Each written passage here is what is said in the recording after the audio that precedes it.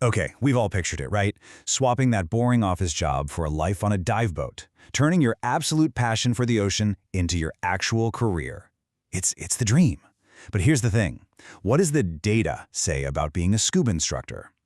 Let's take a deep breath and dive into the real numbers. It's time for a reality check. So you're all in. You've got the passion, you've got the skills, you've got a wallet full of C cards to prove it. But hold on. Before you hand in your notice and buy a one-way ticket to paradise, you really need to know what you're getting into.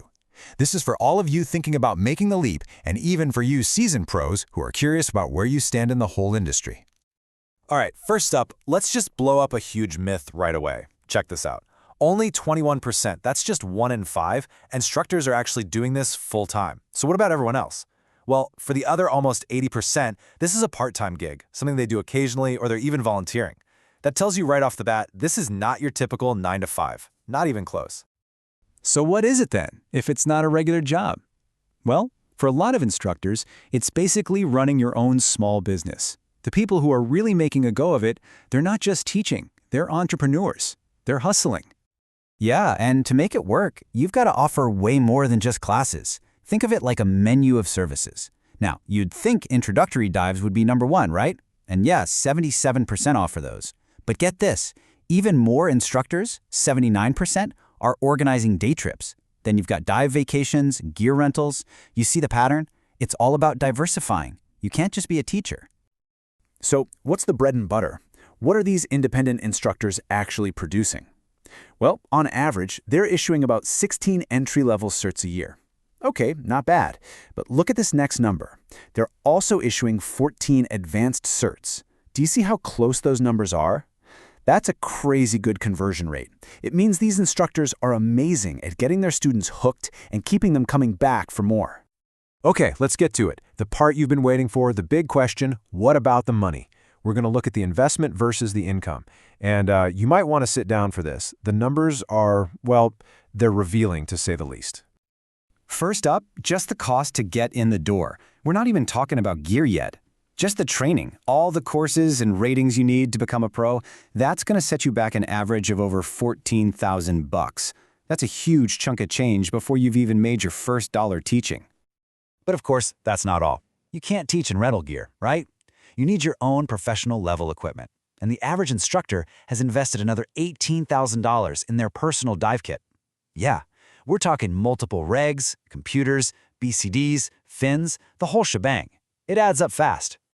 So let's do the math. You add the training and the gear together and you're looking at a total average investment of almost $32,500. Just let that sink in for a second. 32 grand. That is the price tag on this dream. And now, here's the other shoe. After putting in all that money, over $30,000, remember, the average annual income for a recreational instructor is just over $8,000. I'll say it again, $8,000 a year. The gap between what you put in and what you get out it's just massive. Now, it's not all doom and gloom. Specializing makes a huge difference. A technical instructor, for example, brings in an average of over 27 grand a year. That's more than 3 times what a recreational instructor makes. It just goes to show you, those advanced skills, they pay off big time. And there's another tough reality we have to talk about, the gender pay gap. It's real and it's significant. The data shows that female instructors on average earned about 27% less than male instructors. That's a major gap, and it's something the dive industry clearly still needs to work on. You know, these aren't just numbers on a spreadsheet. This is people's lives. When instructors were asked what their biggest challenge was, one of them just said it plain and simple, making enough money to cover expenses. Wow, that one quote, it just sums up the daily struggle behind all these stats, doesn't it? So, with all of this on the table, the high investment, the low pay, what do the instructors themselves think? What's the final verdict from the people actually living this life? Is the dream even viable? Well, the answer is pretty sobering. Get this, only about 38% of instructors believe that teaching scuba is a viable career path. Let me flip that around for you.